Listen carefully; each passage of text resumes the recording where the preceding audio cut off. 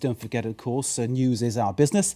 And we'll have plenty more beyond this programme throughout the evening, of course, throughout the night here on this very channel. Welcome to the François Picard debate from Russia with love, so the song goes, but there seems to be a real lack of harmony between Barack Obama and Vladimir Putin. The summit's been cancelled. It would be easy to blame it all on the whistleblower Edward Snowden, wouldn't it? And Russia granting him temporary asylum. But with Russia and the US, there's always more than meets the eye. So, our debate.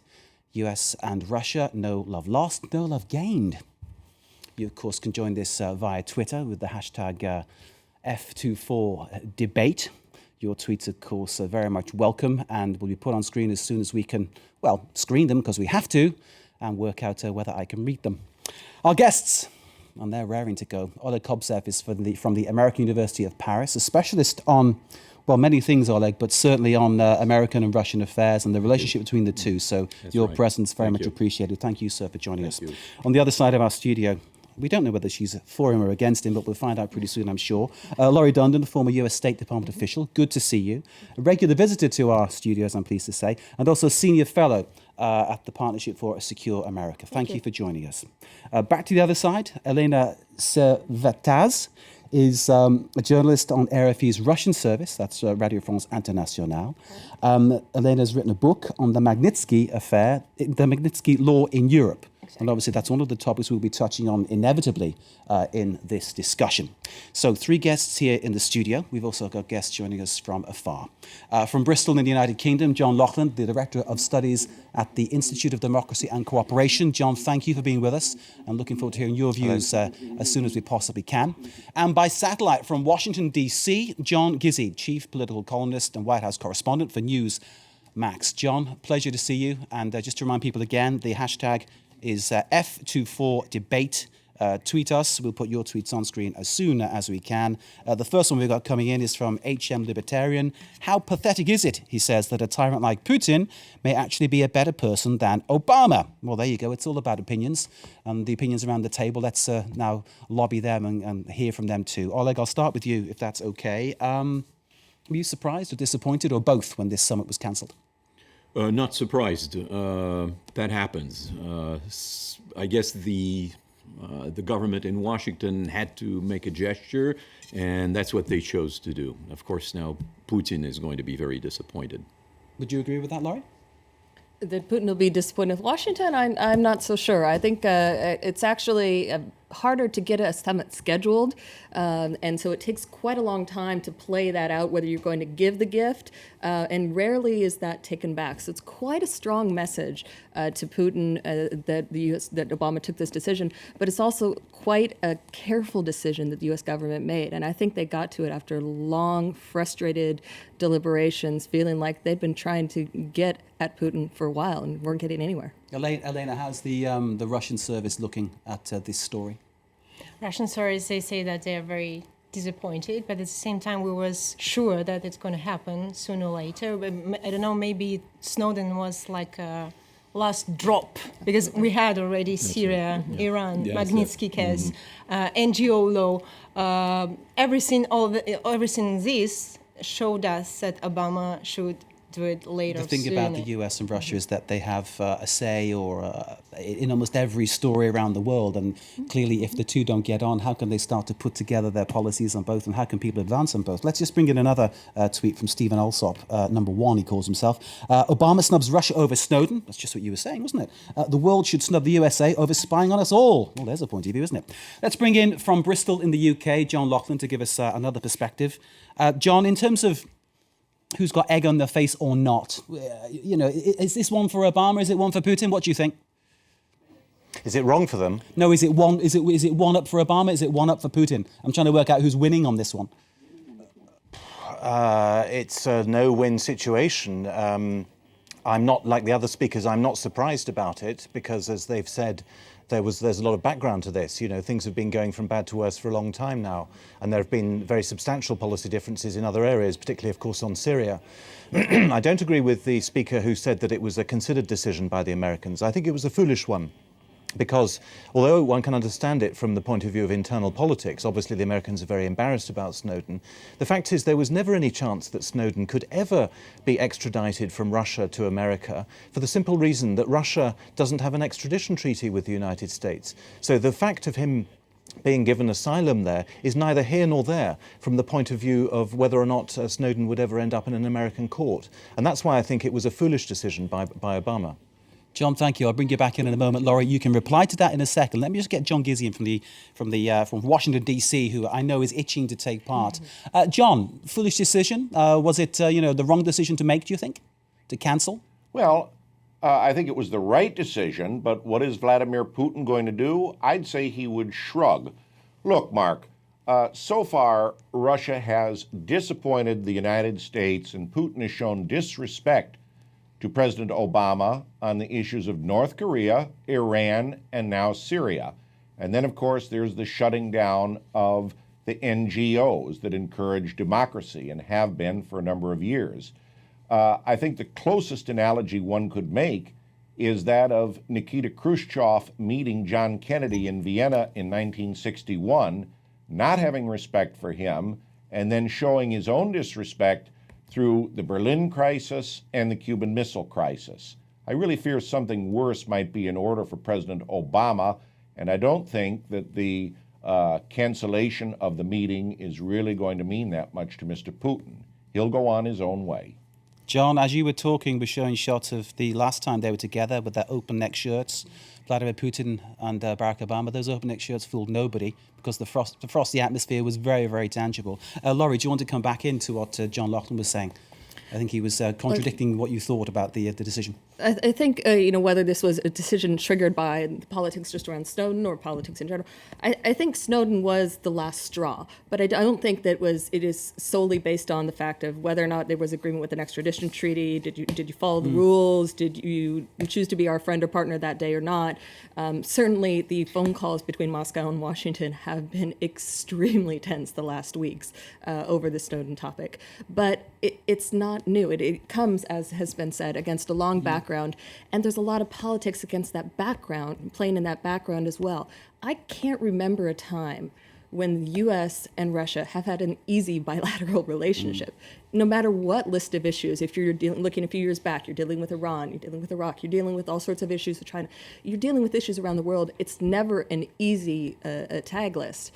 But when do you agree to sit down and keep the conversation going? And when do you just say, I'm not even going to talk anymore? That's a pretty severe step. And I think that requires careful calculation, and it really has to feel like it's the last straw, not just the Snowden issue. Let me bring in another tweet. It's from Vie de ma prendre. I can't pronounce that one, but let me give you the actual tweet and I'll tell you what it says. Russia, the new warrant of civil rights in the USA, question mark.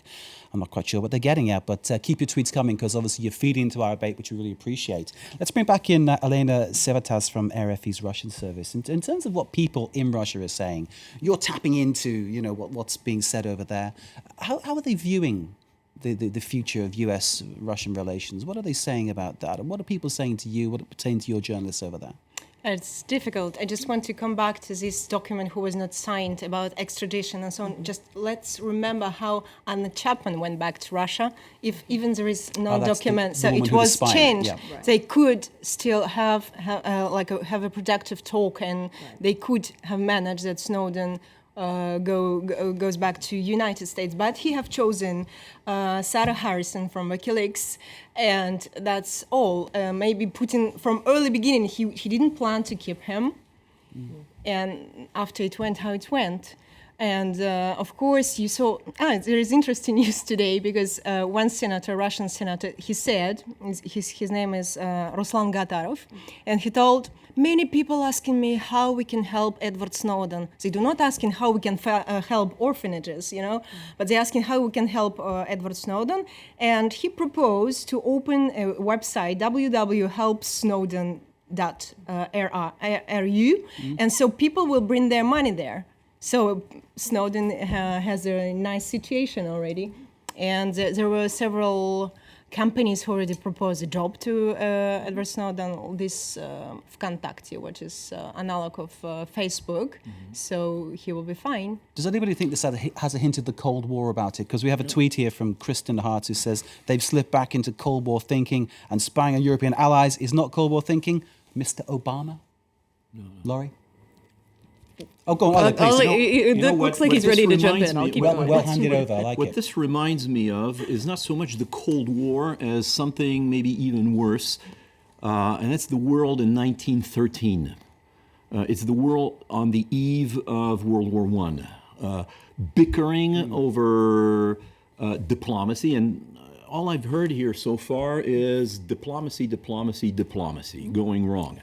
In fact, we're losing focus here on one issue, on the important issue, is that the United States has been caught red-handed because of the Snowden affair in committing the same kind of encroachments on our civil liberties as they have been accusing the Russians of doing.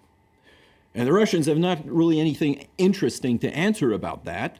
During the Cold War, the USSR would have championed the cause of freedom against the evil capitalists, but the Kremlin doesn't even have anything as interesting as that to propose, other than a few legalistic issues, such as we just heard. Yeah, maybe we don't have a extradition affair and extradition treaty. And you've seen all of the hesitations that have been going on for weeks because civil rights isn't a value in Russia.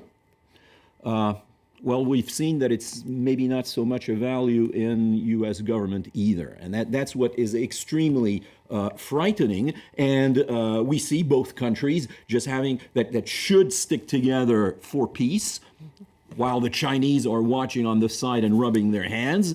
And it's just going from bad to worse, as you also described very both well. our guests from afar wanting to get on this one. Laurie, I'll bring you back in a second.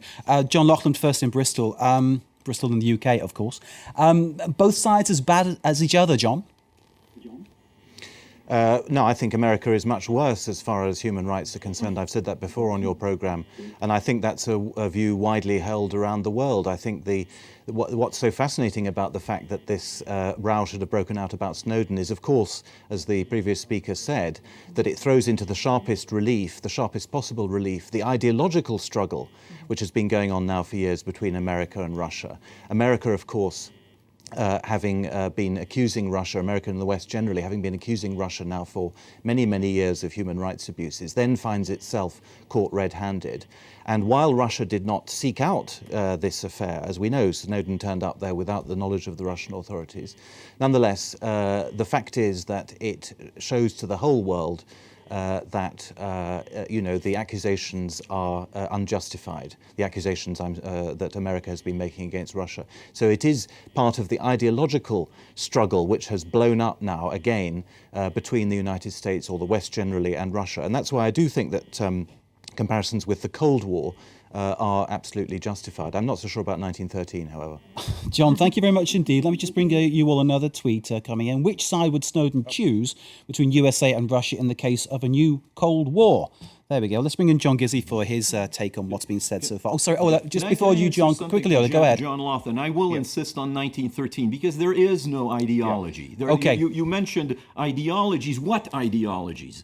We have primitive capitalism on both sides, basically, and very primitive nationalism on both sides. At least there was something interesting during the Cold War. No, I believe we're back to Indeed, that aspect of the Cold War, those two ideologies have gone completely. There were ideologies. There were visions. There was a vision on one side of civil rights and human rights based on civil liberties on one side. On the other side, there was a vision of economic rights, very different visions of the world, but there were some kind of philosophies, at least, that, sincerely or not, both sides were defending. What do we have now? Laurie? Other than primitive nationalism and two capitalist empires just Laurie Dunn, quickly, and then John Gizzi. over Mark, just 1 second on that. May I just have go ahead, John. time for the American point of view? Yeah. Go ahead, John.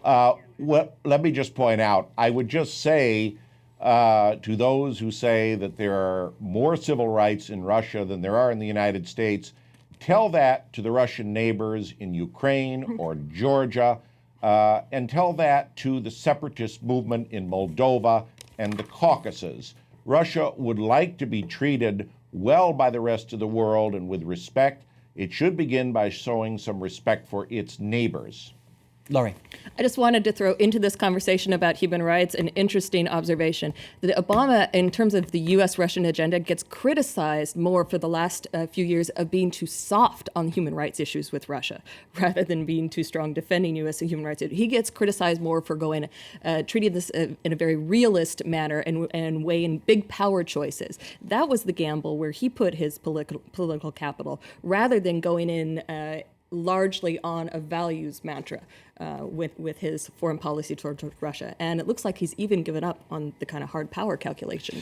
I recall an image of Hillary Clinton and Sergei Lavrov pressing a button trying to reboot. I think that was the headline, wasn't it? Rebooting the US-Russian relationship. And clearly that rebooting, which I think was one of the promises from Obama's first term. We discussed that. I was here during that Still waiting debate. for that to happen. That's still waiting for that to happen. That's not happening. Do you think it'll happen in his second term? Anybody can answer this It one. has to happen. The thing is, the tragedy in all of this, while everybody is just trying to point to to the failures on the human rights record of the other camp, failures which are very real, and I would repeat, both sides are going to hate me. These human rights violations and dangers to civil rights are real in both countries. Ask the Iraqi, maybe not, ask the Moldovans, yes, but ask the Iraqi as well, as everything is going fine. Has the American plan been as great as the Russian plan in Moldova or in the Caucasus?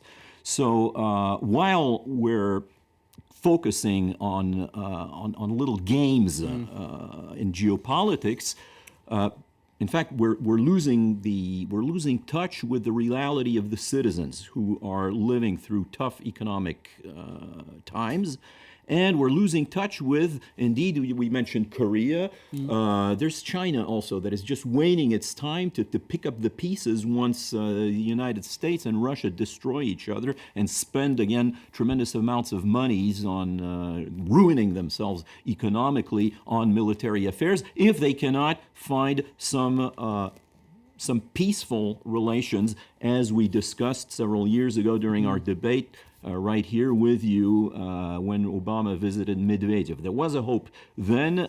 They better clean up their act because it's going to end very badly for both countries. And by the way, this is where precisely human rights could become important and could become, if they were valued in both countries at the same time, without the double standards that the Kremlin and the White House or U.S. Congress